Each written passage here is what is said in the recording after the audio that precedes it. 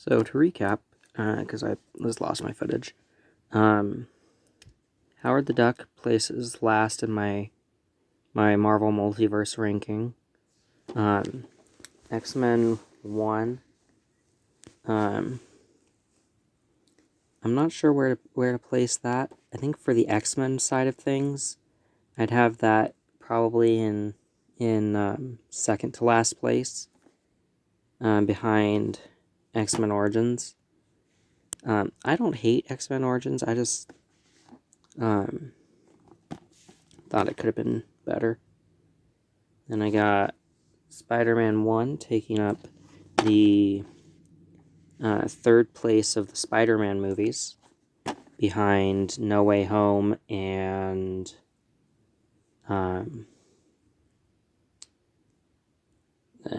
extended cut of Spider-Man 2 with Tobey Maguire.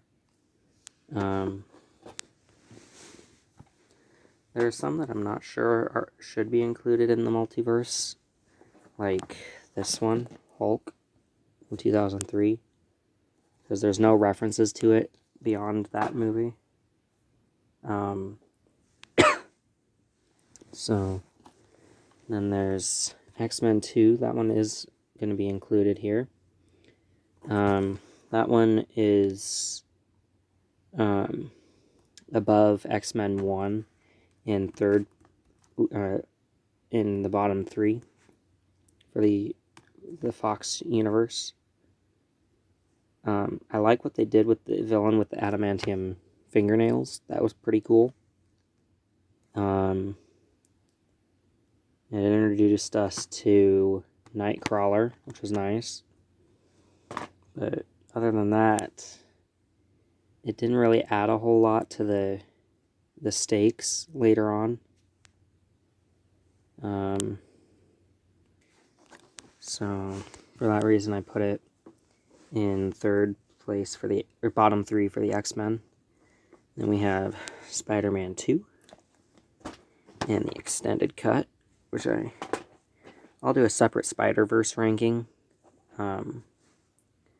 But these ones I would put, for my Spider-Verse ranking, they'd be in second place behind No Way Home. Then we have Daredevil. This is the director's cut. I could see this one's a more complete version of the theatrical version.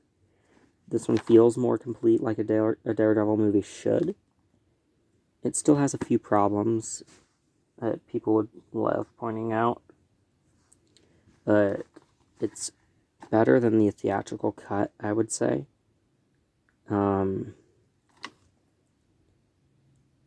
So,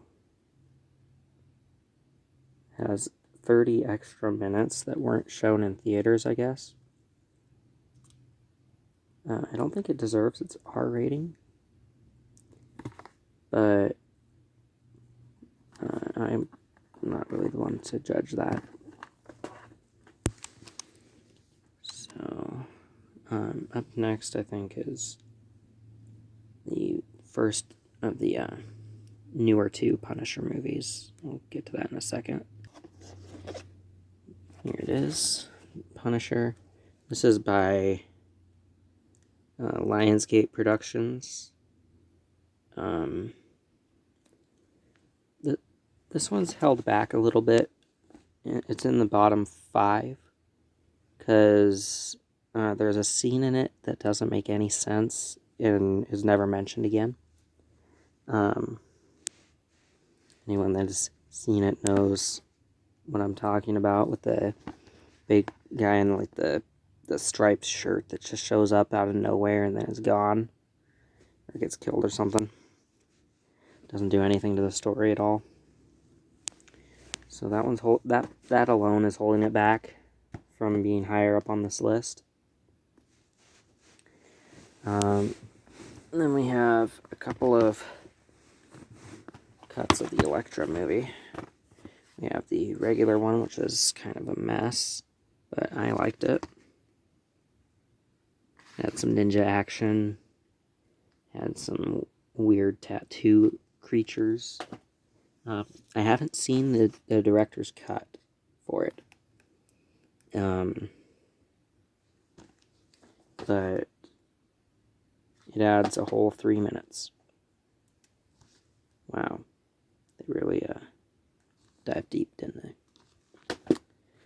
But I'm not overly critical on Elektra or Daredevil, but they could have done a little bit better. I'm curious to see how well I enjoy the Elektra director's cut, but not holding my breath for it to be amazing or anything. Then we got Fantastic Four. I think they got the Human Torch and Invisible Woman right. I liked Mr. Fantastic, and the Thing seemed like he was a little too grouchy. Like, he seemed to just want to pick fights with other characters. The extended cut is pretty good. I don't know what the runtime difference is. It looks like 106 minutes for the theatrical and 125 for the extended, so it's a bit longer. It dives a little bit more into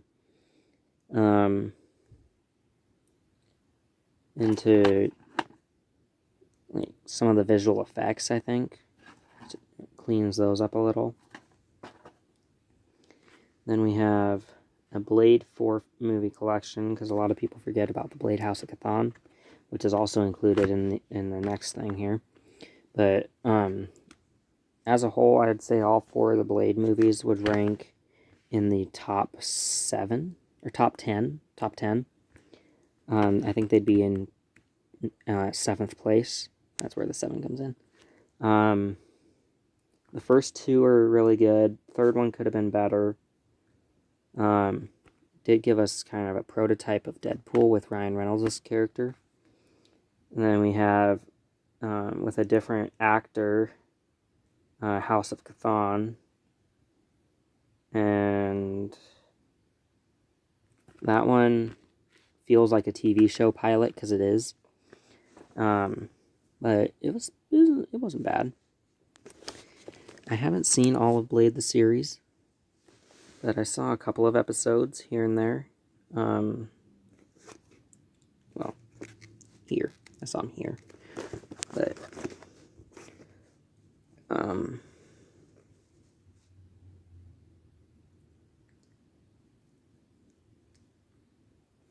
yeah, 13 episodes plus the House of Chthon.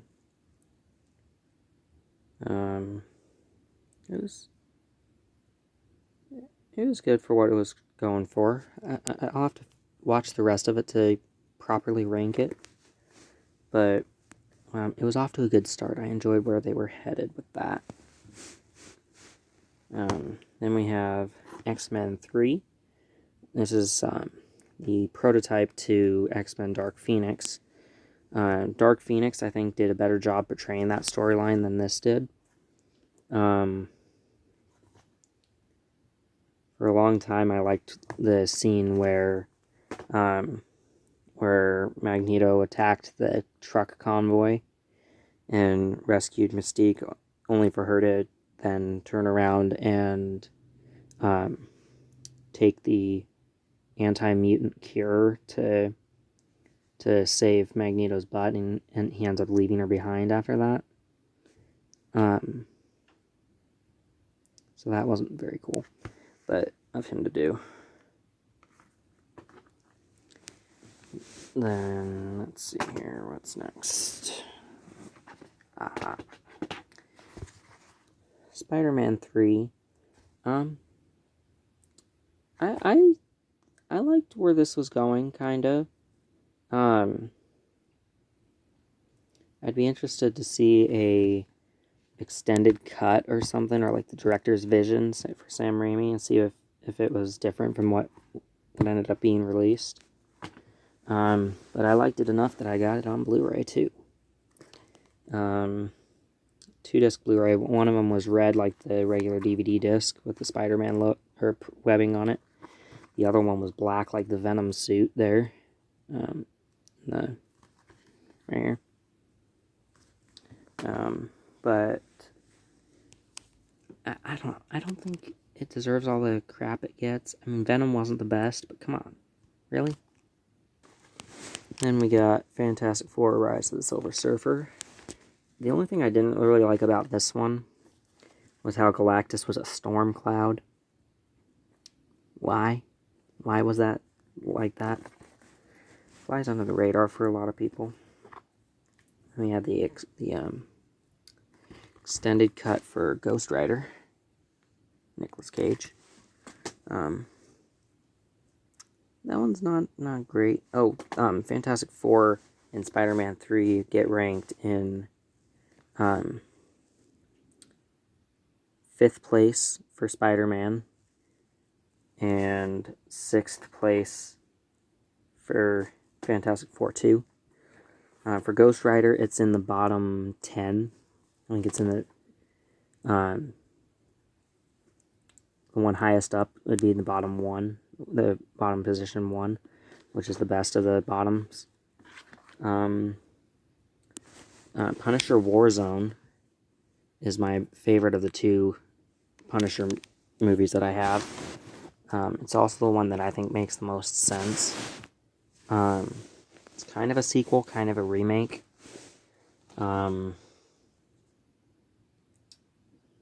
Different actor. I like the bad guy, Jigsaw. Yeah. And then entering the the 616 universe, we have Captain America 1. I have these in timeline order for the MCU. For the MCU, out of, what are there, like 30 movies now? Counting the Disney Plus shows. I'd put this one at number 3 for the Captain America movies, and number 5 for the overarching MCU.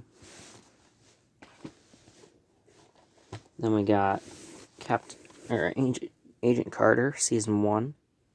This one, the end of Season 2 set it up for a third. That never happened because it got scrapped after the 2nd season. I think it didn't have the cult following that Agents of S.H.I.E.L.D. does, which is sad, but it happens. Then we got Captain Marvel. I rank this one more generously than a lot of people, because I have some very nostalgic feelings for this movie, because the first time I met my biological father and stepmom was to go see this. And so, for that reason, I hold it in higher esteem in my top 4 MCU movies. It's in 4th place, but it's in the top 4. Also in the top 4 in position 3, I think, is the original Iron Man. The original Iron Man is my favorite of the Iron Man movies, followed by 3 and 2 in that order. I liked it so much that I got a Blu-ray with the slipcover. Stark, Iron Man.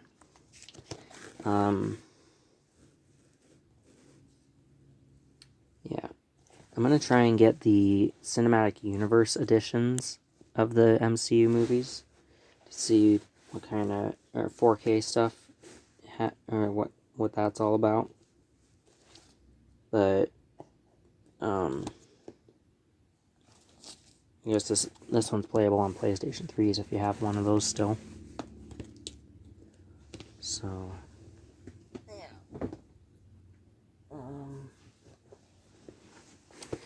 Then we got Incredible Hulk. This one's in my bottom 3, above the Eternals, because the Eternals, it was awesome, but it story-wise didn't quite connect with me. One of my friends hates it. He thinks it's like garbage.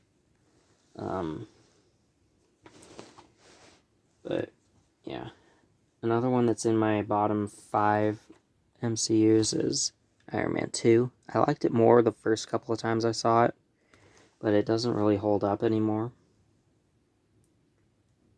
I would like to see Whiplash return, because I think they could do more of that character.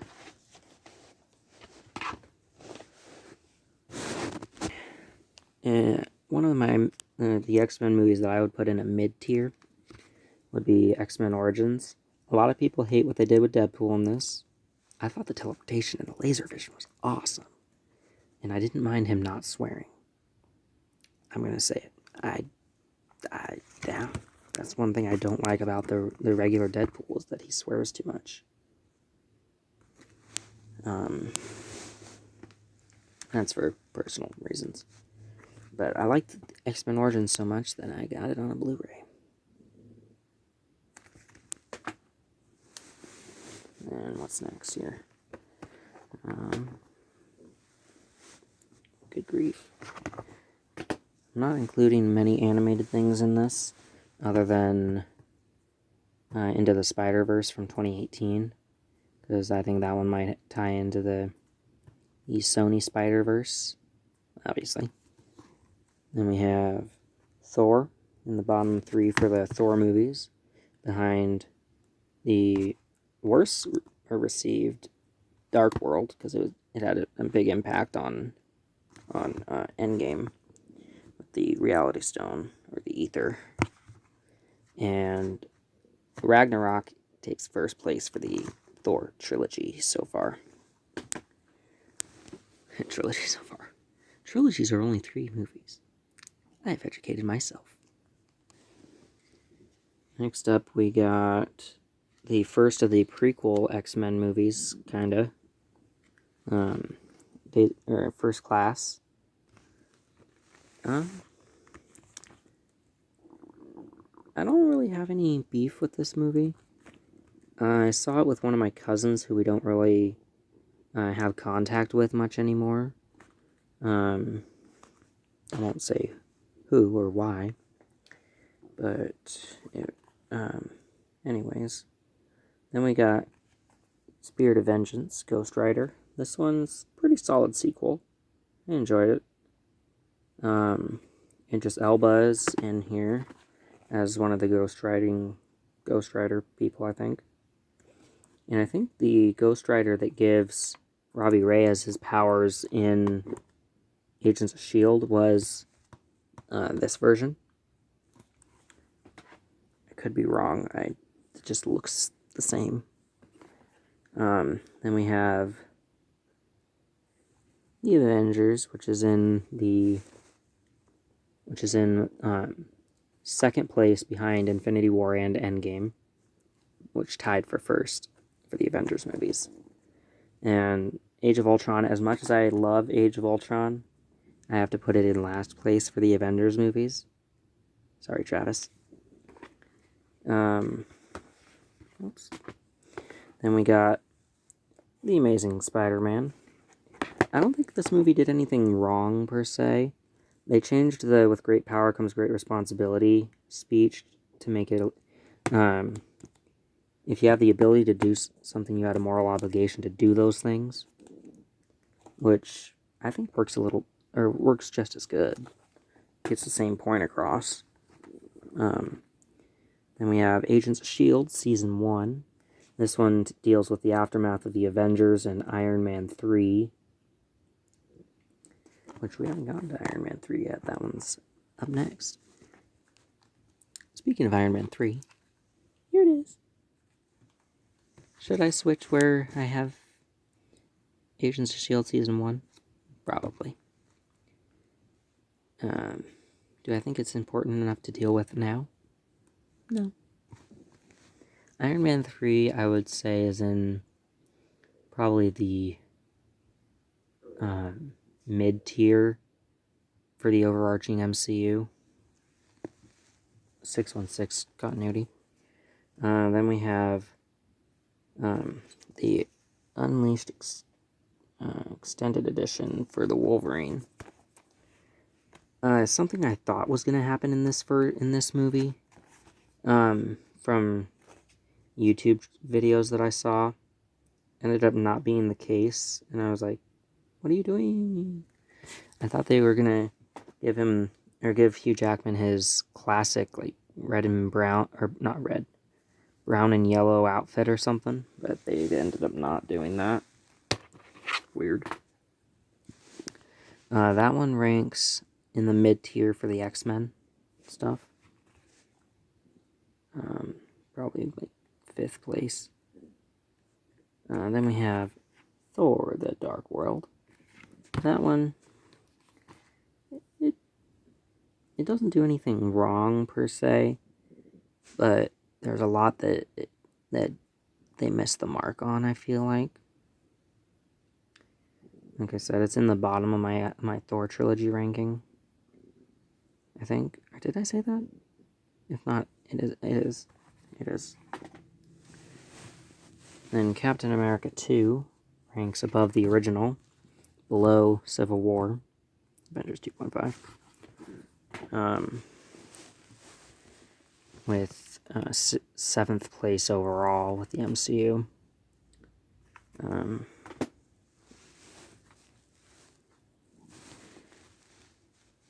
Amazing Spider-Man 2. I think this one got a little convoluted. It should have done more with Rhino than just having him show up in a mechanized suit at the end. I don't get it. It was cool, but I don't get it. Then we got Guardians of the Galaxy Volume 1, which I think I like better than Guardians Volume 2.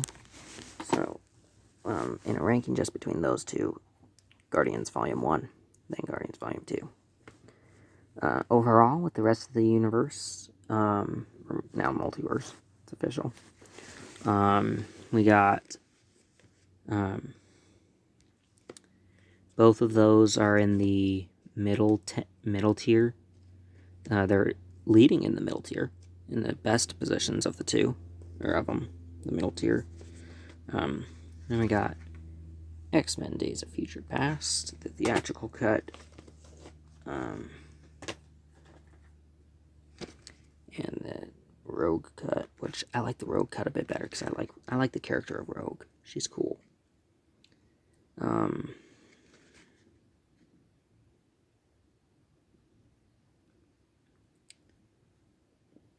There were a couple of moments in both versions of Days of Future Past that visually didn't quite come together. Look, of course, part of that is because of they were using what they keep placing like the 80s and 80s cameras on Mystique, which made her look super fake. But other than that, on a story level, it does good. Again, I like the Rogue cut better because Rogue is a cool character. One thing I gotta give props to Avengers Age of Ultron for is they introduced us to Vision, a version of Quicksilver, and Wanda, and Wanda is my favorite female Avengers character. Then we have Ant-Man, which I think Ant-Man should have come first because Hank Pym helped with Ultron in the cartoons. I don't know about the comics, but in the cartoons he did. Fan Four Stick, last place, or next to last place. Howard the Duck's in last place, but this is in next to last place. Yeah. Sorry to those that hate that movie. I have it. Sorry. Then we have Daredevil Season 2. The character of Matt Murdock, shown on the back here, the sunglasses in the top picture there. He has a comeback in No Way Home that could have been, he could have done more, but his reflexes are as fast as a spider sense. That was cool. Missed it if you watch it in regular I watched the Canadian lad who watched it in 0.25 speed. Pointed out a few things that you might have missed. Agents of S.H.I.E.L.D. Season 2 deals with the fallout of Winter Soldier. And I think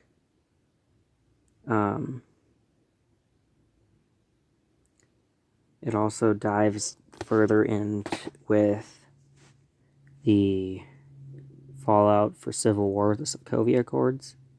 That or Season 3 does that. Probably both. Alright, the one that takes first place for the Captain America movies so far. Sam Wilson's going to get a Captain America movie, I think. Don't quote me on that. Is Civil War. This one is nicknamed Avengers 2.5 because of the sheer number of characters in it. Most of the Avengers characters are in here. Not all of them. Vision, Wanda, even introduced T'Challa. And then taking place shortly after that, a movie I thoroughly enjoyed, Black Widow. Given its release time, it doesn't make sense, but when it takes place, it does make sense. And I love this red Blu-ray case for it. For $20. $20 for a Blu-ray is actually not that bad. I think they usually go for like 25 or 26. At least the ones I've seen. Then we have Doctor Strange, the first one. This one is below Multiverse. Multiverse is in the top 4 MCU movies of all time for my favorites. But it kind of teased the fact that there's a multiverse by sending Doctor Strange through a bunch of weird dimensions. Not really parallel Earths, like the multiverse is supposed to be, but he was in alternate dimensions, like a hand dimension where he was made up of hands, and bunch of trippy imagery. I like this one. It's not in my favorite movies of all time, but this was released on my birthday, I think, one year. Or I went to go see it on my birthday, one of the two. And I had a great time with my mom and my best friend and his sister, who I'm also friends with. Then there's Jessica Jones, Season 1. I'm not sure. Wait a minute. I'm not sure why Daredevil Season 2 is before this. This one is first. Huh. But that one, as the Netflix Marvel shows go, that was the first one I had experience with. Or first exposure to. And I enjoyed it. Then I got Deadpool. I wrote the runtime in his eyes. Sorry, Ryan Reynolds. Didn't mean to write in your face. Then we got it on Blu-ray. Blu-ray disc looks cool. It's like it hit the video game Deadpool logo. I mainly got that one so I can see the runtime on the back, because my DVD one didn't have that.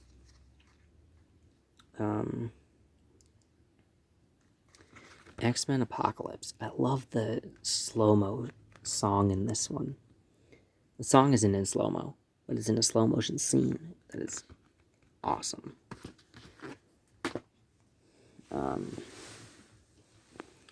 Then we have Logan on DVD. Before I forget, X-Men Apocalypse and Deadpool rank in first for the Fox universe with Deadpool, and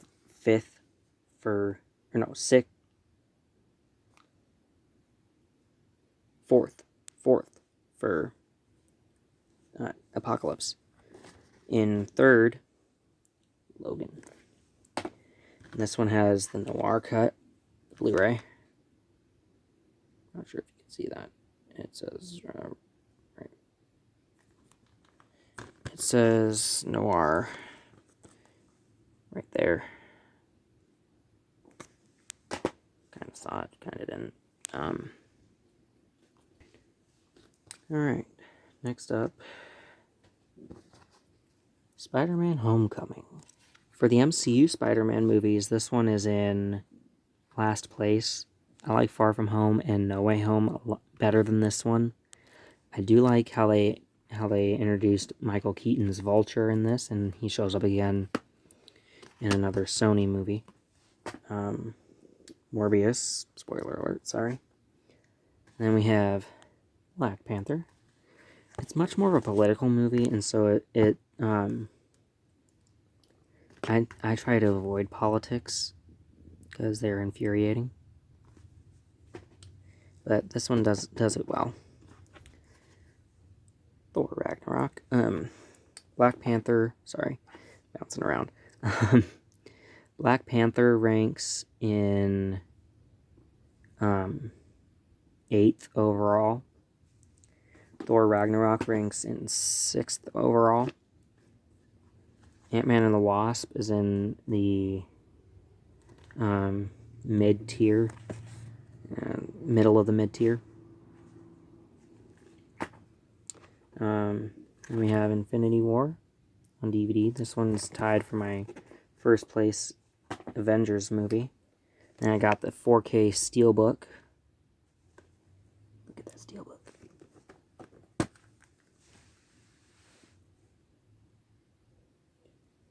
Yeah, man. For those of you that don't know what a Steelbook is, now you do. It's a metal case that I like them. They're cool. Technically I have 3 or 4 Steelbooks. Only 2 of them actually count. The other 2 are more collector's tins. So, okay, it's going to cut me off here in a couple of minutes, but here's Deadpool 2. That one is in the bottom tier for the Fox Marvel universe, but I did get the super duper random symbols cut. Yeah. And the Once Upon a Deadpool PG-13 cut. The PG-13 cut, my dad actually went to go see it with me because he doesn't do R ratings at all. Mom will tolerate some, but not very many. Then we have Venom, which I have the Blu-ray and the DVD of. I don't have the case for the Blu-ray, but I do have the disc for it. Got it separately or it was hiding in another thing that I had bought. I'm like, hey, bonus. Then the only animated thing that I'm going to count in this ranking, Into the Spider-Verse, which for the animated movies is ranked number 1. There you go. Well, that's the only one that falls into that category for the purposes of this ranking. Then we have Endgame tied with Infinity War for first place. Yeah.